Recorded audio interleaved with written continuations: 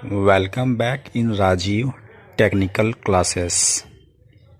देखें मेरे सामने कुछ खुल के रखा हुआ है मशीन। आज हम इसी मशीन के बारे में डिस्कस करने वाले हैं और प्रॉपर हर एक पार्ट के बारे में डिस्कस करेंगे, कौन सा पार्ट क्या होता है। तो आप लोग से रिक्वेस्ट है, ये वीडियो आप शुरू से लेकर लास्ट तक देखिएगा और बिना टाइम वेस्ट किए हम टॉपिक पे आ रहे हैं कि मेरा आज का टॉपिक है क्या। जैसा आप देख रहे हैं कि ये मैंने यहाँ पे खोला हुआ है मोटर। ये क्या है?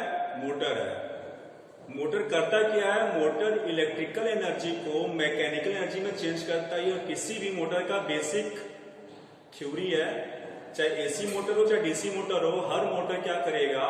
इलेक्ट्रिकल एनर्जी को मैकेनिकल एनर्जी में चेंज करेगा। आपके सामने जो मेरी ये पार्ट खोल के रखा है, ये है basically single phase induction motor. कैसा है? Single phase induction motor. AC motor ही है। एसी मोटर में सिंगल फेज भी आता है और 3 फेज भी आता है। तो आज हम जो पार्ट का डिस्कशन करने वाले हैं वो है single phase induction motor. Clear? ठीक है, अब हम पार्ट में आते हैं कि कौन सा पार्ट क्या होता है। जो आप ये बॉडी देख रहे हैं, जो ये बॉडी बना हुआ है, ये बॉडी, इसको बोलते हैं किसी मोटर का बॉडी। ये क्या है? बॉडी है। जो ऊपर का पार्ट देख रहे हैं, ये बॉडी किस चीज का बना होता है? Cast iron. कास्ट आयरन क्यों? क्योंकि कास्ट आयरन जिसको बोलते हैं ढलवा लोहा, उसको हम पिघला के किसी भी शेप में हम बदल सकते हैं। तो ये जो बॉडी होता है वो होता है कास्ट आयरन का। ठीक, बॉडी के अंदर जो आप ये देख रहे हैं, ये जो देख रहे हैं, ये है स्टेटर। क्या ये? स्टेटर। नाम जान लीजिए। ये हो गया बॉडी, ये बॉडी, ये स्टेटर। क्लियर है? स्टेटर के बाद स्टेटर वाइंडिंग। जब ये वाइंडिंग देख रहे हैं, इसको बोलते हैं स्टेटर वाइंडिंग। क्लियर? उसके बाद ये जो पार्ट देख रहे हैं, इसको बोलते हैं रोटर। ये क्या है? रोटर। रोटर। ये जो छड़ देख रहे हैं, इसको बोलते हैं शाफ्ट। क्या बोलते हैं? शाफ्ट। ये आप जो देख रहे हैं, इसको बोलते हैं बियरिंग। क्या बोलते हैं? बियरिंग। उसके बाद इस साइड में, शाफ्ट के इस साइड आप जो देख रहे हैं ब्लैक कलर का, ये पुश भी होता है। इसको हम इस तरह से, जैसा आपको दिखाना है सामने, शायद आप देख पा रहे होंगे, ये जो पार्ट है ये पुश है। ये आगे पीछे पुश होता है। इसको बोलते हैं गवर्नर। इसको बात कर रहे हैं, ये जो ब्लैक कलर का है, इसको बोलते हैं गवर्नर। ये पुश होता है। क्यों पुश होता है अभी बात करते हैं। ये पार्ट समझिए, पार्ट क्या है? ये गवर्नर है, ये शाफ्ट है, ये रोटर है। कौन सा रोटर है? ये स्क्वायरल केज रोटर। क्या होता है बात करेंगे। ये रोटर है स्क्वायरल केज रोटर। उसके बाद ये इसका कैप बंद करने के लिए ये शाफ्ट लगा रहेगा। ये भी किसका बना होगा? कास्ट आयरन का बना होगा। ये आपका है कैपेसिटर। क्या है? कैपेसिटर। इसकी रेटिंग है 80/100 माइक्रोफेराड का। ये कैपेसिटर है। ये इसका पार्ट इधर लगा रहेगा, ये पार्ट। उसके बाद जो ये देख रहे हैं प्लेट, जो ये प्लेट है, ये प्लेट, इसको बोलते हैं सेंट्रीफ्यूगल स्विच। टेक्निकल भाषा में बोलेंगे सेंट्रीफ्यूगल स्विच, और आमतौर के भाषा में बोलते हैं क्लच। क्या बोलते हैं? क्लच। ये हो गया पार्ट का नाम। क्लियर? अब बात करते हैं कौन सा पार्ट क्या काम करेगा।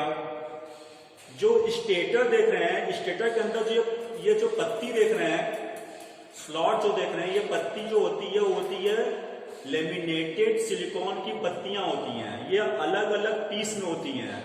1 पीस, 2 पीस, 3 पीस, 4 पीस। हर एक जैसे 1 पीस हो गया, फिर 2 पीस, फिर 3 पीस। इस तरह से सिलिकॉन की पत्तियों को आपस में अरेंज करके तब ये स्लॉट बनता है। याद रखिएगा, सिलिकॉन की पत्तियां होती हैं। ठीक है? जिसमें एडी करंट लॉस और हिस्टेरेसिस लॉस होता है। इसी स्लॉट में ये वाइंडिंग की जाती है। ये सिंगल फेज है तो सिंगल फेज वाइंडिंग किया गया है। ये सिंगल फेज इंडक्शन मोटर है तो सिंगल फेज वाइंडिंग किया गया है। वाइंडिंग कैसे होता है वो हम नेक्स्ट वीडियो में डिस्कस करेंगे। आज हम करने वाले हैं पार्ट के बारे में। ये सिलिकॉन की पत्तियां हो गई। सिलिकॉन की पत्तियों के अंदर खांचे होते हैं, जिसको स्लॉट बोलते हैं। स्लॉट में कॉपर का तार हम रखते हैं, इसको वाइंडिंग करना बोलते हैं। समझ में आ गया? सिलिकॉन की पत्तियां क्यों होती हैं? सिलिकॉन की पत्तियां एडी करंट लॉस और हिस्टेसिस लॉस को कम करने के लिए सिलिकॉन की पत्तियां यूज करते हैं, और लेमिनेटेड कर देने की वजह से एडी करंट लॉस कम हो जाता है। क्लियर?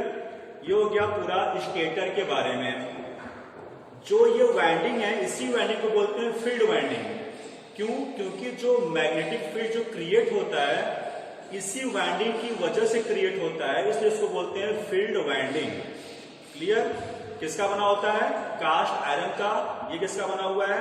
सिलिकॉन की पत्तियां, कॉपर का वाइंडिंग। अब आते हैं रोटर में। जो ये रोटर देख रहे हैं, ये रोटर होता है फेरोमैग्नेट पदार्थ का। कैसा रोटर है? Squirrel cage rotor. इसमें कॉपर की छड़ या एल्यूमिनियम की छड़ पास होती है अंदर से। इसमें कोई वाइंडिंग नहीं दिख रहा है, इसलिए इसको बोलते हैं स्क्वायरल केज रोटर। अगर वाइंडिंग इसके ऊपर होता तो वो होता फेज वाउंड रोटर। याद रखिएगा, इसमें वाइंडिंग नहीं है, इसमें कॉपर की छड़ अंदर से या एल्यूमिनियम की छड़ होती है, इसको बोलते हैं स्क्वायरल केज रोटर।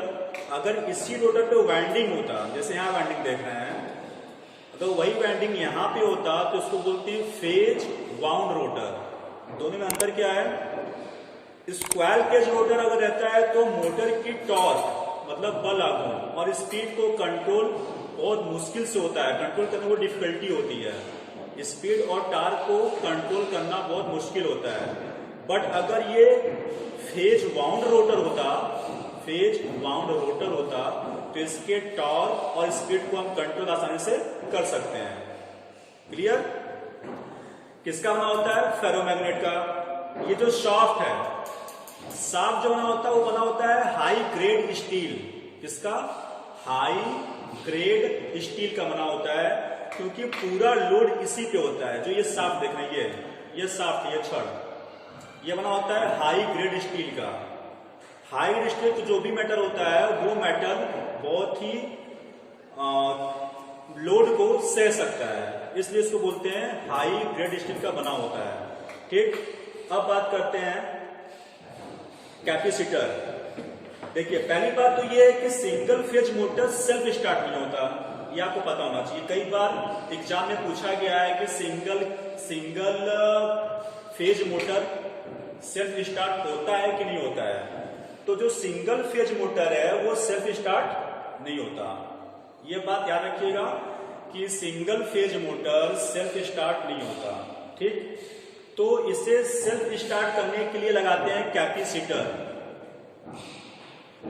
कैपेसिटर क्या करेगा? पहले इस स्टेटर को सप्लाई देगा और रोटर को झटका देके, रोटर इसके अंदर से फिट होता है, इसके अंदर ऐसे है, रोटर को झटका देके रोटेट करेगा।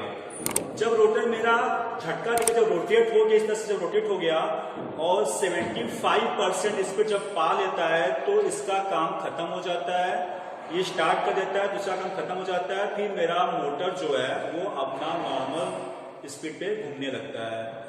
तो कैपेसिटर क्यों लगाया गया? क्योंकि पहली बात तो single phase motor self start नहीं होता, तो इसे self start single phase induction motor को सेल्फ स्टार्ट करने के लिए लगाते हैं कैपेसिटर। कैपेसिटर का मेन काम है रोटर को झटका देकर घुमाना, बस इसका ये काम है। झटका दे घुमाता है और जब ये 75% स्पीड पा लेता है अपने आरपीएम का तो इसका काम खत्म हो जाता है। जब ये झटका देकर इसको चला देता है उसके बाद इसका काम खत्म हो जाता है। अब बात करते हैं क्लच। इसका नाम क्या है? क्लच। टेक्निकली बोले तो क्या नाम है? Centrifugal switch. अब जो आप ये देख रहे हैं, ये पार्ट जैसा आपको दिख रहा होगा, इसका मैंने नाम बताया गवर्नर। क्या नाम है? गवर्नर। तो गवर्नर क्या करेगा? ऐसे पुश करता है। क्या पुश करता है? सेंट्रीफ्यूगल स्विच को। यहां आप देख पा रहे होंगे ये स्विच है, ये देखिए, ये देख रहे हैं, कॉन्टेक्ट होता है ये।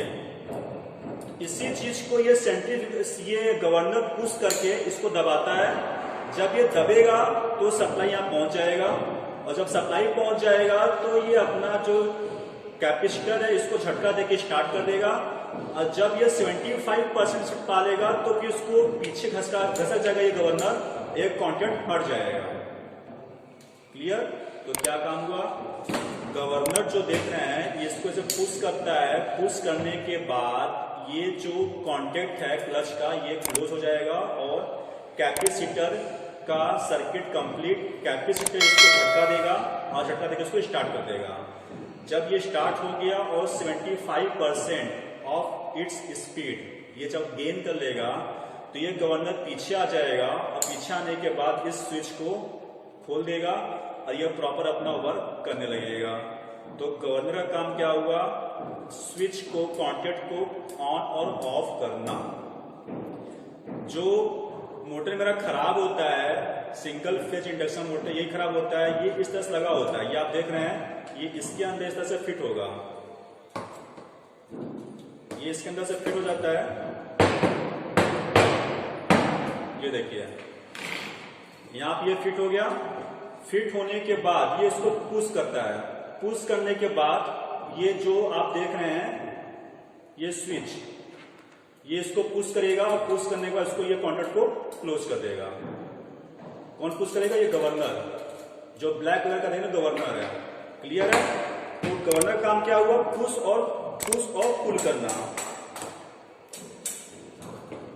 ये पुश और पुल करता है गवर्नर। उसके बाद जो आप देख रहे हैं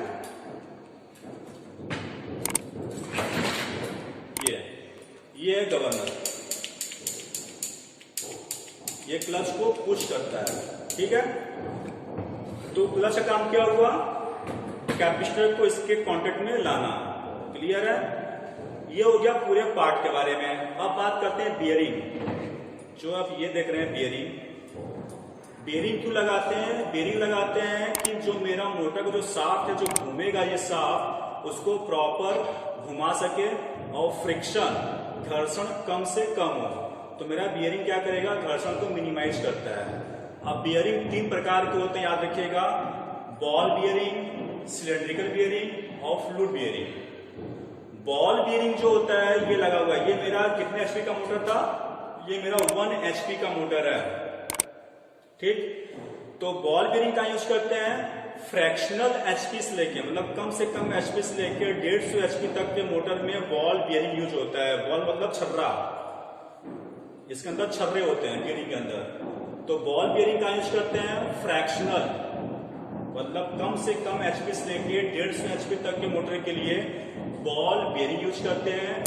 150 से ऊपर मोटर अगर यूज करना है तो वहां पे बॉल बियरिंग यूज नहीं हो पाएगा, वहां यूज करेंगे सिलेंड्रिकल बियरिंग। कैसा, सिलेंड्रिकल बियरिंग। अगर हमें उससे भी ज्यादा लगभग 1 किलोवाट या लगभग 1360 एचपी तक का मोटर यूज करना है तो वहां यूज करते हैं फ्लूइड बियरिंग। कौन सा बियरिंग, फ्लूइड। फ्लूइड में क्या होगा, ग्रीस और ऑयल की सप्लाई होती है बियरिंग के बीच बीच में, जहां पे लुब्रिकेंट बना होता है वो सप्लाई होती है कंप्रेसर के थ्रू।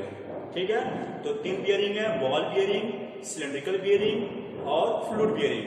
बॉल बियरिंग किसके लिए, 150 एचपी तक के मोटर के लिए बॉल बियरिंग, 150 एचपी से ऊपर के लिए सिलेंड्रिकल बियरिंग, और उससे भी ज्यादा 1 किलोवाट या लगभग 1360 एचपी तक के मोटर के लिए फ्लूइड बियरिंग का प्रयोग किया जाता है। तो ओवरऑल ये हो गया मेरा क्या, single phase induction motor. Part के बारे में समझ लिया आपने, ये गवर्नर के बारे में समझ लिया, गवर्नर इसका मेन था। गवर्नर क्या करता है, क्लच को पुश करके कॉन्टेक्ट को दबाता है और कैपेसिटर इसको झटका देके ऑन करता है, चलाता है, रोटेट करता है। अब इसका कार्य सिद्धांत कैसे होता है, जब हम यहाँ पे सप्लाई देते हैं, इसके थ्रू जब सप्लाई देते हैं तो स्टेटर के अंदर एक रोटेटिंग मैग्नेटिक फील्ड बन जाता है। इसके अंदर ये पूरा क्लोज होता है, ऐसा आप ये देख रहे हैं, ये पूरा इस तरह से क्लोज होता है और इसके अंदर ये रोटर, इसके अंदर क्या होता है, रोटर पूरा क्लोज होता है। तो इसके अंदर वाइंडिंग की वजह से इसके अंदर क्या हो जाता है, एक रोटेटिंग मैग्नेटिक फील्ड बन जाता है, यानी घूर्णीय चुंबकीय क्षेत्र।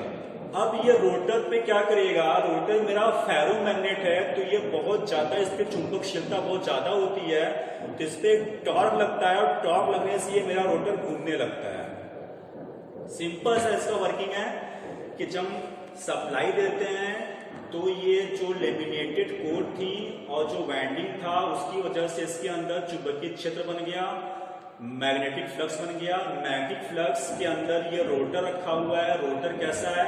फेरो मैग्नेट पदार्थ का है। तो इस पर लगेगा टॉर्क और ये टॉर्क जब लगेगा तो ये इस तरह से घूमना स्टार्ट हो जाएगा। क्लियर? ये हो गया इसका पूरा प्रिंसिपल पार्ट के बारे में और किस धातु का बना होता है और इसका कार्य करने का सिद्धांत। आशा करता हूं कि आपको जो बेसिक जानकारी है पार्ट के बारे में समझ में आ गया होगा।